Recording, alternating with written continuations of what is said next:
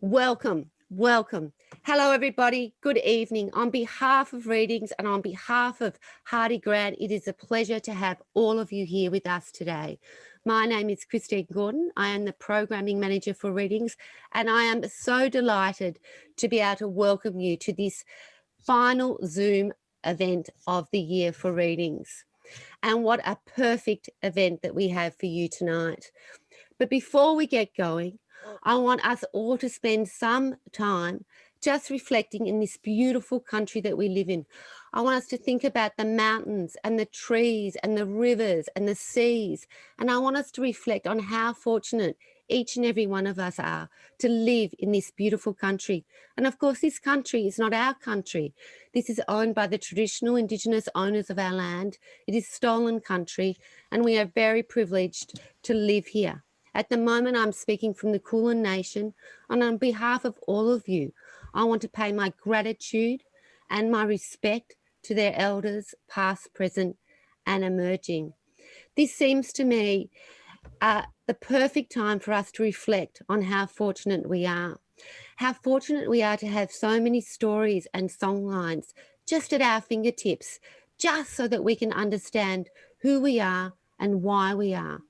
And of course, when I think about people that make sense of the world for us, I think about the authors, I think about the commentators, and I think about all of those people that have spent their lifetime making sense of who we are so that we can learn from their intelligence, from their experiences.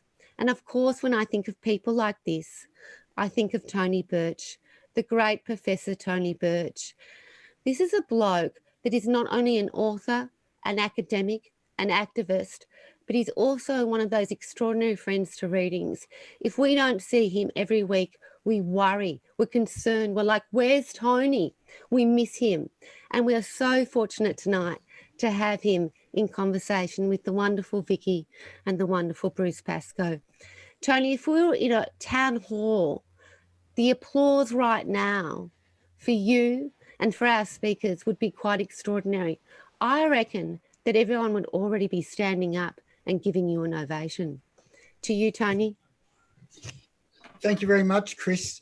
They'd certainly be giving me an ovation. I don't know about Bruce Pascoe, but I'd be getting them on their feet, I'm sure of that. Look, I do feel incredibly grateful to be asked to host this event tonight. Like you, Chris, I want to pay my respects to the Wurundjeri people of the Kulin Nation. I feel it's always a great pleasure and a great privilege to speak on Wurundjeri land. We're talking about a nation of people who have struggled for adversity for over 200 years after European invasion, and have done so to the point where they are remarkable custodians of land today and are great educators in the area of Melbourne that I live, particularly along the nearby Birrarung River. So I feel very, very privileged on that level. And of course, I feel very privileged to introduce our two authors. What I'm going to do tonight for the introduction is I am going to read both of the bios of the co-authors of this book, because I think it gives us some sense of what they both do and what they both have achieved in recent years. So our first author is Bruce Pascoe, who is a Yuin, Bunurong and Tasmanian man born in Melbourne in the suburb of Richmond. His work as a teacher, farmer, fisherman, barman, fencing contractor, lecturer, Aboriginal language researcher, archaeological site worker and editor. He's also written 30 other books, including the short story collection Night Animals and Nightjar, and academic texts including the Little Red, Yellow, Black Book with Iatsis, and Dark Emu, that remarkable book with Magabala Books, which won the Book of Year and the Indigenous Writers Prize at the New South Wales Premier's Literary Awards in 2016. And that book, that remarkably influential book, has now sold over 200,000 copies.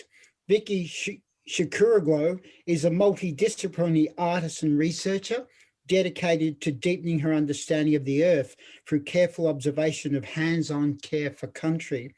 These drive her creative process, which work she hopes to rouse your heart.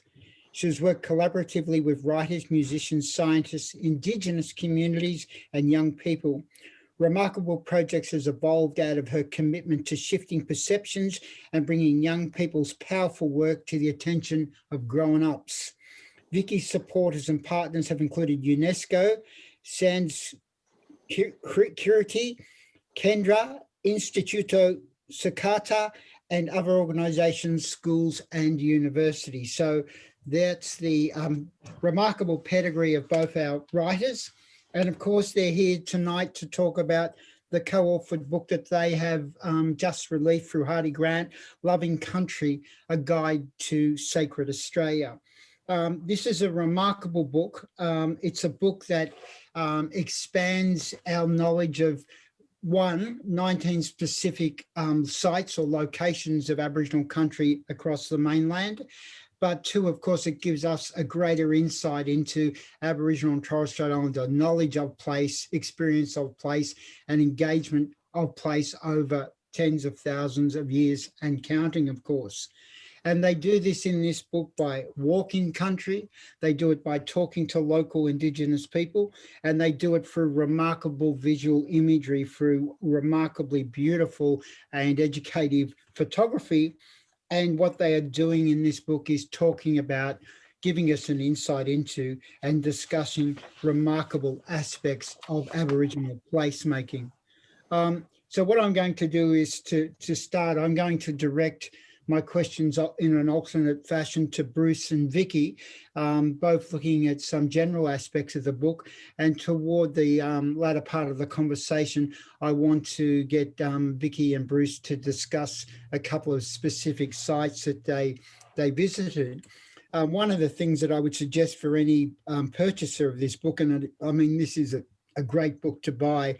I was just talking with Bruce and Vicky before we came on air tonight, and I was sent my copy of this book several weeks ago. And what I love about the book is that certainly it's like any other book that you can read cover to cover. It's certainly not just a picture book. It has beautiful images, as I said, but each of these images are coupled with great writing from Vicky and Bruce, some wonderful essays that Vicky and Bruce produce. So initially I looked at the book as a means of working through it sort of literally from page 1 to the end of the book. But what I've done since is that on many occasions, and I think at least several times a week, pick the book up again and just sort of dabbled into one of the sites that they've visited, or just flicking through again the photographs. And each time that I've picked this book up, I've learned something else about not only the book, but of course about the remarkable journey that the 2 authors have taken, but of course, more importantly, just a deeper and greater insight into this book as an educational work. So it looks beautiful, but as I said to Bruce and Vicky, it's not a coffee table book. It's a book to be picked up and handled and read, and it's a book that will give you a great sense of Aboriginal history. So what I'm going to do is I'm going to start with Bruce Pascoe. And Bruce, early in the book, in your introduction, you talk about I suppose, what we would call the devastation of European occupation of Indigenous land in what we call Australia. And you make the comment that there's been assault that has wreaked incalculable damage on Aboriginal land. You then say, but, and I think your but is remarkably important, 120,000 years of resilience is hard to break.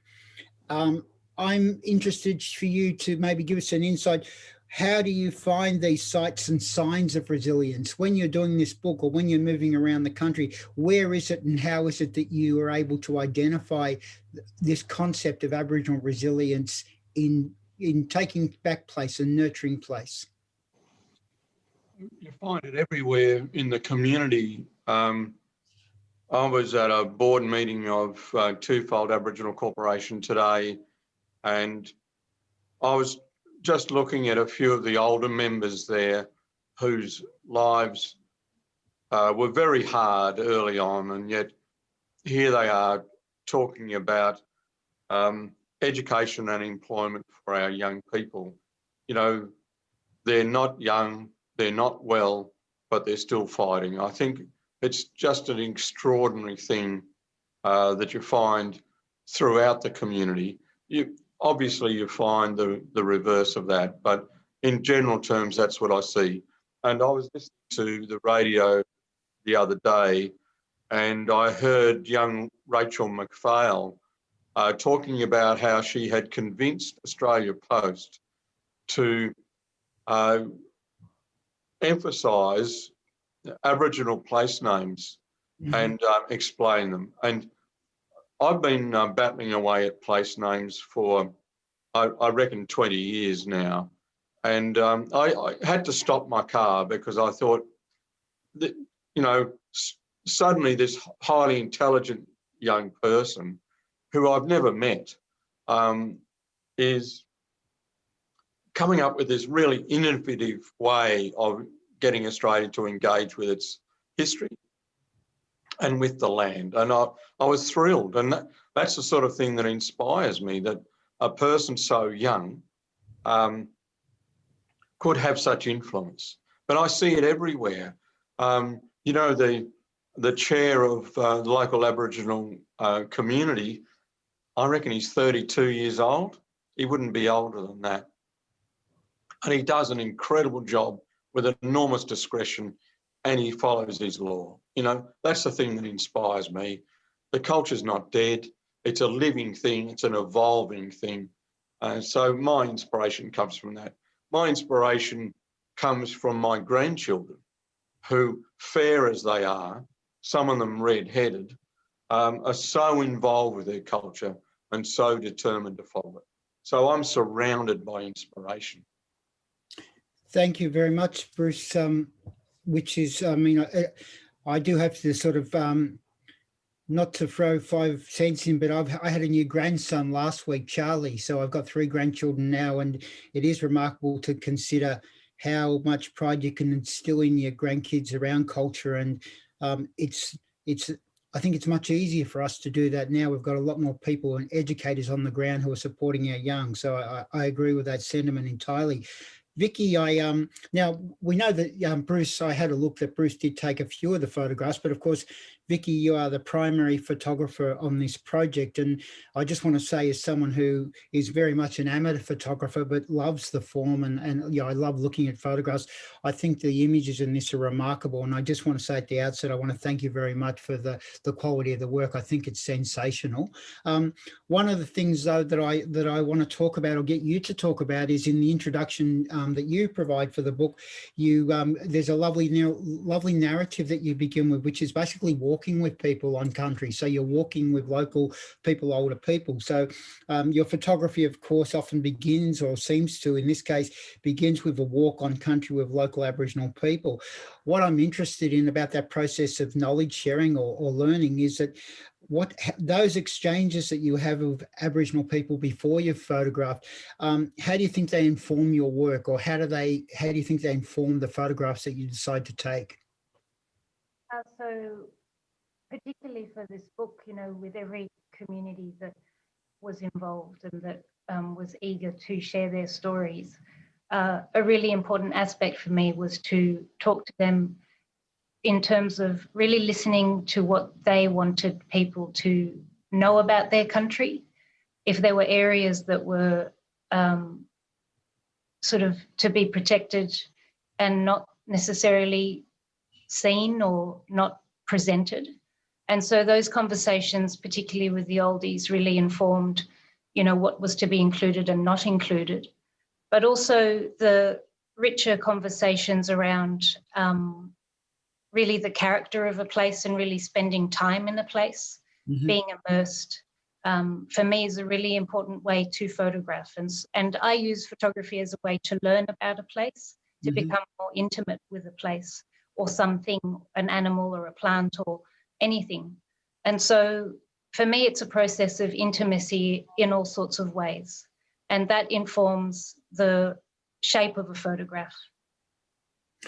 I love that the word you use there is intimacy, because while I was reading and reading your essay, your introductory essay, the context of that word is really important to me as a historian. I know that a lot of, and I imagine you would know as well, that historically photography was often used to demean and objectify Aboriginal people, you know, through the anthropological gaze, etc. So you're talking about, obviously, that emotional intimacy with people. was there an issue? Is there an issue of trust, or how do you, I suppose, develop a relationship of trust with people when they see the camera? Because the camera can be a device that people are at the very least wary of. So, Yeah. how does that operate for you? I think building relationships is a really important aspect. And in anything, for me, it's about how we connect with each other. And I think, the oldies, they have a very strong sense of a person's ethos or their attitude. And so any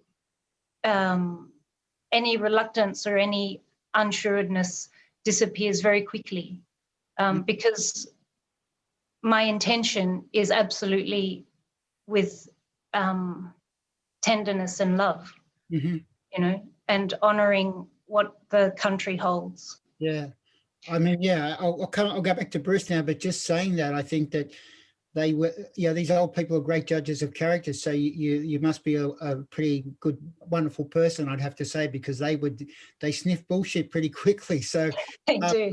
all testament to you, Vicky. That's fantastic to hear that. Bruce, I think there's something that I really feel that you could help our audience with, because I think there's another remarkable statement that you make, which for many of people who were so despairing after the terrible bushfires that began last year, when we think about the horrific fires that many people, including yourself, of course, experienced, we do become despairing, particularly in relationship to climate change. But one of the other issues that you write about, you say that Mother Earth is a determined woman. And in reference to Mother Earth, you talk about the 2019-20 bushfires. And what you talk about is an example of the tenacity of Mother Earth, about her ability, or country's ability, to replenish itself. And I was thinking, I certainly don't doubt your observation, but that would come as a surprise to many people who saw the horrific state of country after the fires. Could you just talk a little bit about what you witnessed, or what you would regard as an example of that tenacity of country coming back? Well, her strength and tenacity is not finite. We can't rely on her being able to recover all the time for whatever damage we do to her. That's not going to happen. We have to show more care than we're doing. But there's been an orchid at Malakuta that hasn't been seen to flower for 70 years. And the leaf has always been there, but it's never flowered. And we knew from historical texts that it was sensitive to fire. And after these fires, which were so horrendous, people saw that orchid flower for the first time. So in the first time in a lifetime, that orchid flowered, which is an indication of a side of Mother Nature, Mother Earth, that we have to really consider, what she is capable of. But while a lot of trees were killed, a lot were able to recover. And when we were examining our paddocks the other day to test the ripeness of our grass, we were finding so many plants that we'd never seen in that paddock before, including leek orchids, which were one of the Aboriginal foods. So somehow or other, whether with seed that had been always sitting in that ground, waiting for a fire to go across it, that leek orchid has come back. We do have to be really careful about not testing the resilience of Mother Earth too much. And we certainly have to repeal some of the worst of our behaviour. But she is a very strong thing. And I wasn't sure that I could recover myself. But she showed me that she wanted to go on. And that was enormously reassuring for me, because it was pretty lonely during the fires and immediately after the fires, because everyone had gone.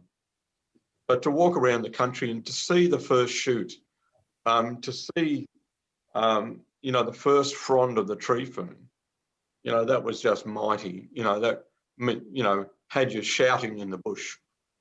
because something was alive. To see the first kangaroo, the first owl, the first cormorant, all of those things for me were just pure joy. And I saw them the first day. It's interesting because I think you just remind us of something really important, of course, is not to simply, although you said wonderfully then about the resilience of Mother Nature, but not to expect this to be finite, because I think what we, of course, want to be sure of is not to lapse into the idea that Mother Nature always bounces back, because that could in fact encourage us to be negligent in the future. So I thank you for that. That's a really important point. Vicky, there's something else that you said that I was struck by, both in the way that you talk about Aboriginal people, I suppose, sharing knowledge, and again to consider what impact, if any, it has on your approach to your work. So you make the comment about understanding are developed through repetition. So in other words, to retelling. And you talk about, the individual often not being named in some of this storytelling. So what I'm interested in is when people are talking to you, what is the role of repetition and reiteration of an idea? And again, I wonder if does that have an effect of listening to the way Aboriginal people talk about country? Does that have an impact therefore on the way that you think about your own work or how you're going to approach photographing country? So I think I have a really strong connection to country regardless. I was from a very small child always spending time with earth, and just through really close observation have a very powerful relationship with earth, with animals, and with the stories that live here. And I think the conversations with the oldies really adds a different layer that each person brings to whatever place we're in. And I think any human that we listen to has a really rich story. And I think we have to be very cautious of dismissing anybody, because I think it happens really often, and everyone has an incredible story in their life, of their life.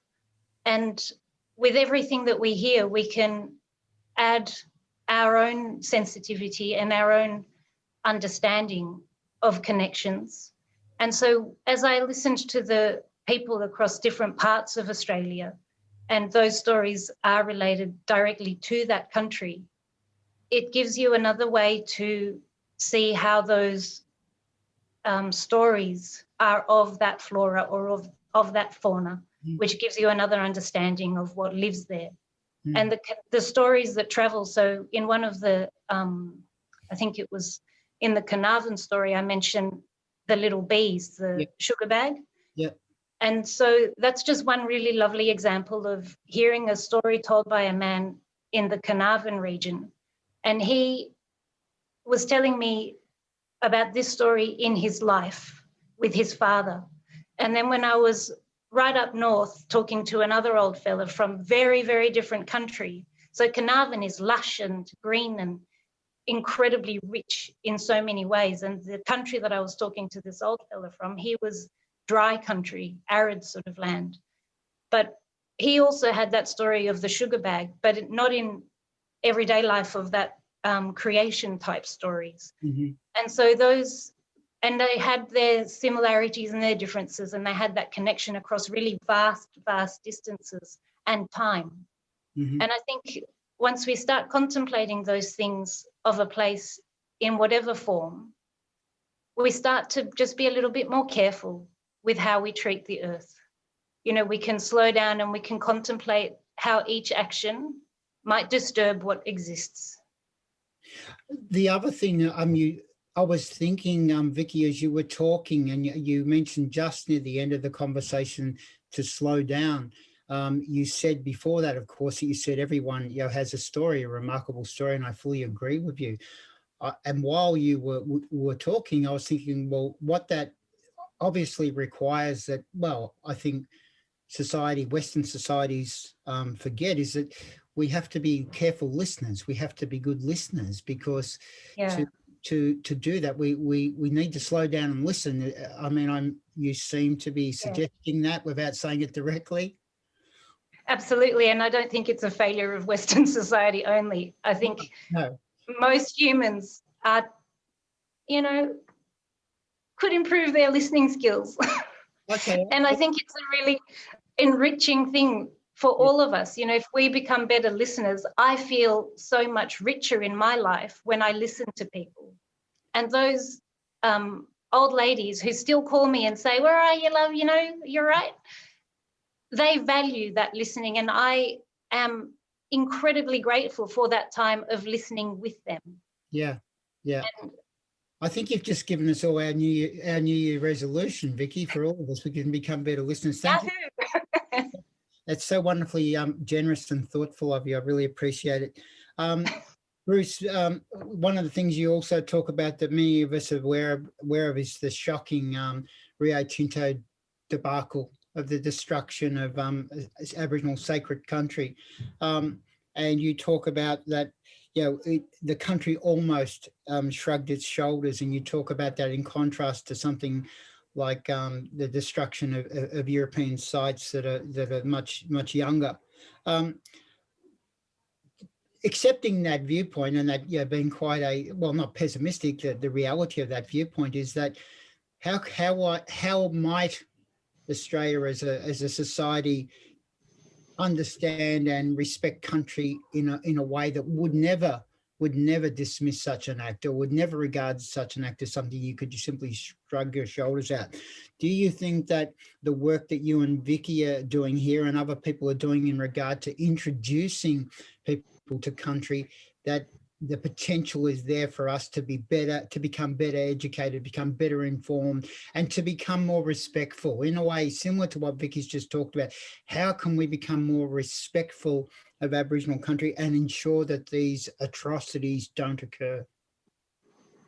Well, I think one of the important things is to know that there are thousands of anonymous Australians, Indigenous and non-Indigenous, who are working toward this end, and they are everywhere. But while they are in the minority, they are growing in number. I think there's a change coming to Australia. But I think one of the critical things for Australia is to know and accept the history of Australia. This continent has a history which is arguably 100,000 years, but after 60,000 years, what does it matter? It's still the oldest continuous civilization on Earth, and therefore deserves respect in its own right. But if we're going to accept that, we also have to accept the history of the last 250 years.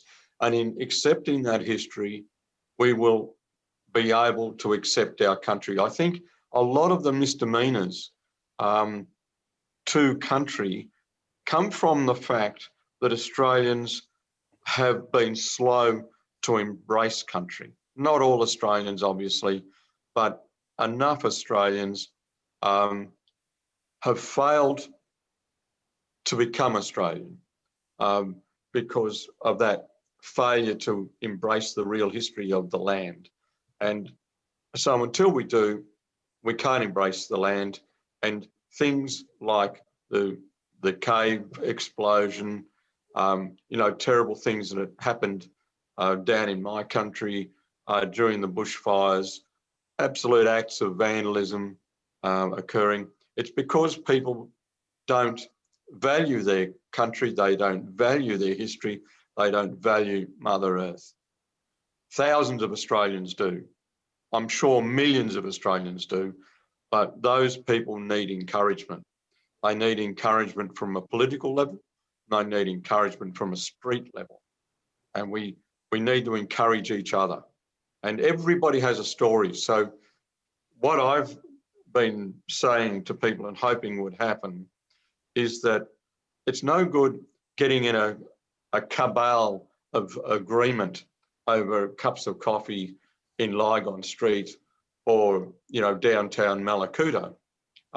You have to go and talk to people who disagree with you. If you want to convince Australia, you have to talk to those who will disagree with you and say, listen, I know you don't believe this, but can you just listen to me for a minute? And then I will listen to you for a minute. Then I will answer your response for a minute. You respond back to me for a minute. Have a conversation with people, you know, like Tony Abbott, who you know doesn't believe what you believe. But about the end of it, both of you have new information. And I think Australia needs to conduct the argument like that. But Australia, I believe, needs to understand its history. And until we do, we're going to damage Mother Earth because we don't value her. Thank you very much, Bruce.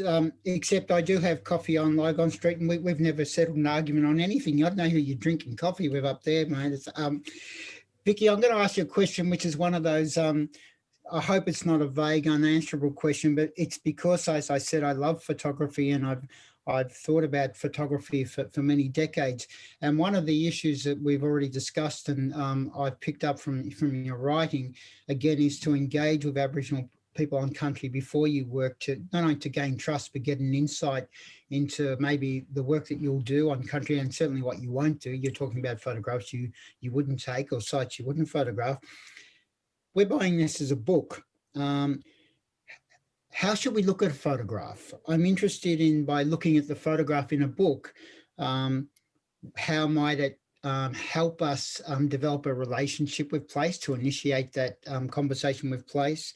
And how does it, or does it have the potential, as Bruce has just discussed, to make us more open, to be respectful of country? Now, I'm not suggesting that, yeah, the photograph itself is by some miracle going to move us to some new position, but I do know that photography is a very potent medium, and it can be very persuasive.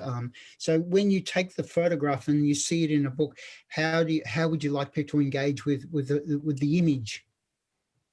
I hope that people might pause and contemplate, and start paying attention to the things in their own backyards, and notice the little insects, the stones, whatever sort of energy moves through their place, and that they might contemplate what has been there before and how they can nurture that old story and the values of those old stories in their everyday. And, you know, every single photo in that book has been extremely well considered, in the sense that it is, for me, it's a lifetime of really careful observation that leads me to a point where I will take a photograph in a particular way. And that is a way of honouring the earth. And so when I talk to the old people, and our ethos, our understanding of country, we're the same.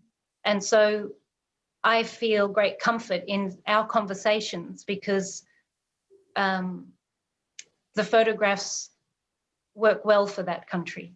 You know, and my hope is that people will see it and feel enriched, and know that in their own backyards that same wealth exists. Thank you. Bruce, I hope this doesn't put you on the spot, but you visited many locations for the book. Could you just take us to one of those visits, or one spot on the map here that you visited that you would maybe just share something about, some insight of country that you visited, one of the locations? Yeah, I just wanted to make a comment about photography before. That was an interesting discussion about looking through the lens at the world. But remember the photograph that was in all the main media of the little drowned child on the beach, the little refugee child in the Mediterranean. And he was lying on his back on the beach, and it moved the world, that photograph, and possibly contributed to positive outcomes. But the photographer was watching a dead child, you know, and so there's something creepy about that. But the photograph was taken with enormous love, because the shoes of that child were new. And so that child had a parent who had bought that child new shoes to go on this vast journey. And I think that the neatness of the child, the beauty of the child really affected the world, and so it should. Mhm. And that is one of the roles of the artist photographer, to record. Sorry, I had been thinking certainly not of that image, but when I looked at Vicky's photographs, I was reminded, Vicky, of the remarkable photography that assisted with the Franklin protests of against the Franklin Dam. So that some of the photographs that came out of Tasmania at that time and got a lot of circulation were able to show the beauty of those locations to the world. So yeah, so Bruce, any particular spot you want to take us to? Yeah, I'll probably go to Warrnambool, Mm-hmm. and you could go anywhere, of course, but let's talk about Moyong, the site at Warrnambool that the archaeologist Jim Bowler, who was involved with the Lady Mungo and Mungo Man stories, he had been working on sites that through his long career, and Jim has now retired, through his long career, each site appeared to get older. Better dating techniques, following historical trails where they suspected older dates would be found, and so they were. Remember when you and I at university, I was probably there before you, we were talking about Cow Swamp, which was 30,000 years or something.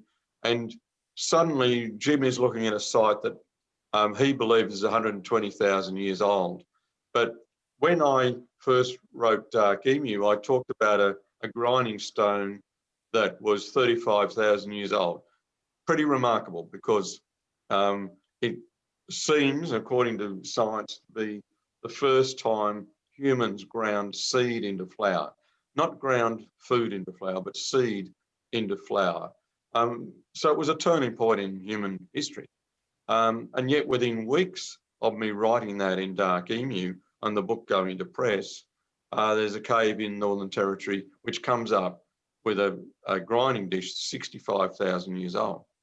So as we begin to look, naturally we are finding. And I think in Australia, archaeology has not looked very closely at the Aboriginal past. And it's getting older and older and older as we look more and more and more. And Jim Bowler thinks the site at Moyong is 120,000 years old, which is an incredible date. And I'd like Australia to debate it. I'd like Australia to wonder at it. This is a wonderful thing, something to wonder at, that here is an incredible old date for humans to be doing what they're doing. That is living together and cooking. Mm-hmm. These are very early dates for social living, which, we're looking at a site at the moment which we think is probably the oldest village on Earth. Once again, this has to be peer reviewed, challenged, reassessed, challenged, reassessed again. But we think it's the oldest human village on Earth. And if that's the case and it happens in Australia, this is the beginning of society. Mm-hmm. And it lasts for an incredibly long time without full-scale land war, because also one of the things when I was at university, I was taught that war, sad as it was the natural condition of man. So if you have a society which is built on laws which eschew land war, then this is something incredible for the human spirit and for human development, and requires serious consideration. Not a knee-jerk acceptance of it, serious consideration, and not dismissal because it's just black armband history. If people were able to conduct themselves in a way that they resisted war, it's a remarkable thing for the world. because it shows us that we don't necessarily have to live as if every day is Syria. We don't have to live every day as if the destruction of the Amazon basin is a given. We can do better than that. We can conduct ourselves in a better way. And so, whereas some of my friends throw up their hands in despair, you know, it's impossible for us to save the world, I think those things show us that we have to have hope. And as you and I both have grandchildren, we cannot afford to give up hope because we give up on those kids. Thank you very much, Bruce. Vicky, any site in particular that you, not as a favourite, but one that you'd like to share, one of your visits? So maybe Laura, you first mentioned that introductory passage, going for a walk. And so up in Laura, I spent quite a bit of time walking with the rangers up there, and some of the oldies, where they're really trying hard to protect their country from mining and from pastoral excess. And these are terrific places in all sorts of ways. The country itself is spectacularly beautiful, rich biodiversity. All sorts of endangered creatures live there, but creatures that, whether they're endangered or not, need a place to survive without all the pressure. And then there's all the paintings in all the crevices and the overhangs, which tell stories about food, about conflict resolution, about death and burial and every aspect of human life. Some are just celebrations, some are really important ritual processes, but they all really demonstrate a sense of humanity or a sense of connection within a community and the roles that different people play to achieve a kind of harmony and care for that country. And so those old people today are doing what they can in their own capacities to try and nurture their young ones in situations that they see are quite challenging. Mm-hmm.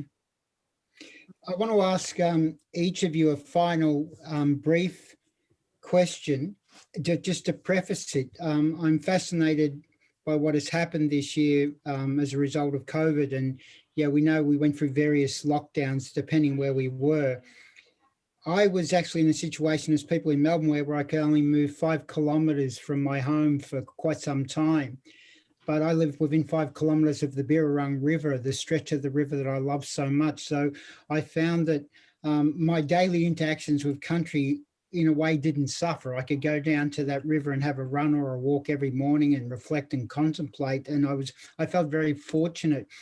Is there anything about this crazy year of COVID that has taught you anything or has added to your thinking about country or about people? Something I suppose that might be spiritually or intellectually engaging? I think my experience of COVID was extremely different to people in Melbourne. I just got back to Melbourne today. So I'm just sort of venturing into the world of COVID, really. And I think one of the remarkable things that COVID has shown people is that we can make very, very dramatic change very, very quickly if we choose to. Mm-hmm. And I think that is such a powerful thing. But unfortunately, every human seems to suffer from memory loss. Mm-hmm. And it's, driving into Melbourne. So I've been on the road away from home for 16 months for this job and then got stuck in WA with COVID. And coming into Melbourne was kind of terrifying. The intensity of this place is extraordinary. There is such little tranquility. There is such little tenderness. probably on a day-to-day small scale between people. But I think we can do things differently. And I think COVID really showed that we can find other ways. But we need to remember that. We need to somehow inject that into our everyday on a continual basis and question, do we really need to do this? Thank you. That's remarkable. Thank you, Vicky. And Bruce? Well, our lives on the farm didn't change very much because we're remote anyway. And we were able to get permits for the Yuin mob from Eden to cross the border to work on the farm because they were essential workers. So we just kept on working away. You know, we looked after our hygiene and things like that. But then my daughter's family had to, they couldn't get back to Melbourne, or they chose not to go back to Melbourne, and came onto the farm. So for 3 months, I had my grandkids living in the 2-bedroom house and doing homeschooling. And I discovered that I'm very grumpy, and I discovered I could have told you. I discovered that I care for table manners more than I thought. And so I made it a mission that part of their homeschooling would be to use a knife and fork. I didn't think I was going to be doing that. Look, we're going to close, but Bruce, you could have called me a year ago and I could have told you were grumpy. You didn't have to wait to take it out on your grandkids. I actually didn't see my grandkids for 3 months, and it was just really terrible. So you're obviously very lucky, and they've picked up a few good habits off their grandpa. That's nice to know. I really want to thank Bruce and Vicky, not only for the book, the conversation. It doesn't surprise me of how thoughtful and engaging both of you are, because it's a testament to your work that I see this as not only a book that I enjoy, but there's a really strong sense it's called Loving Country, A Guide to Sacred Australia. And there's love right through this book. You can really sense it. I feel a deep sense of ethical commitment on the part of both of you to not only to country, but to produce a book of this nature. I feel very fortunate to have spoken to you, and Bruce, we've spoken many times and we've been able to do it tonight without talking about football. And Vicky, I haven't spoken to you before, but I hope I get to speak to you again, because I think your insights into many issues, not only the book, have been really helpful to me tonight. So on behalf of Readings Bookshop and our audience, I want to thank you very much for sharing with us tonight. I know that you're doing a lot of promotion of this book. I know that can be very tiring. The only thing I can say to you is, in doing this, you're going to introduce many, many Australians to this book. But I think more importantly, what this book is going to do, it's going to introduce many, many Australians to the incredible values and spiritual sustenance of country. And because of that, I want to personally thank both of you and wish you a safe end to the year. And we'll see you doing more projects in the future. So on behalf of the audience and on behalf of Readings, thank you very much. And both of you, please take care. So everyone can say bye now. Thanks, Christine. Thank you so much. And on behalf of the audience, and I'm sure on behalf of Vicky and Bruce, thank you, Tony, for joining us again tonight to ask those sort of questions and to show us all the power of listening. To you, Vicky and Bruce, stay safe. And to everyone in our audience, do tell everyone that you know about this conversation. Do take what you've learned tonight into your dinner parties, into your barbecues, into your festivities. And please, on behalf of Readings and indeed Hardie Grant, don't stop reading. Good night, everyone. Good night.